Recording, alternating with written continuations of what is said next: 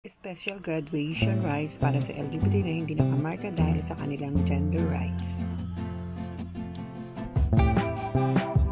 Marami sa kanila ang hindi nakapag-graduate at naka-attend ng ceremony dahil sa kanilang gender expression.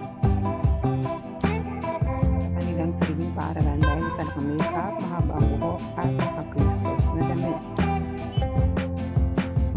Panauhing pagdangal sa kalagaran na gumraduate sa Kansas City Diliman sa Person Broadcaster.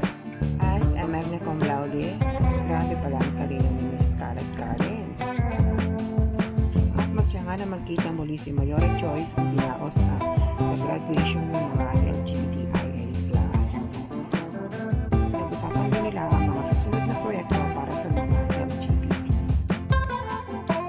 At welcome na nga po si Miss Scarlett Karen sa ating entablado para sa ating mga graduate ng mga LGBTQIA+.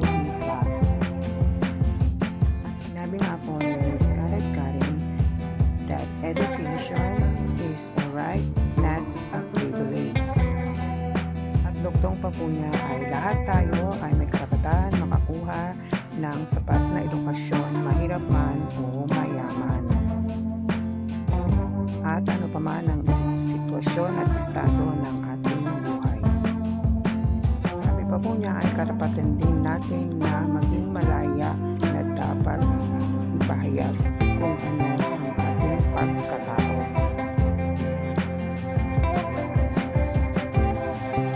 Almost 500 students po ang mga dumalo at nakakatawa po sa yan kung sabi ni Miss Scarlett Karen.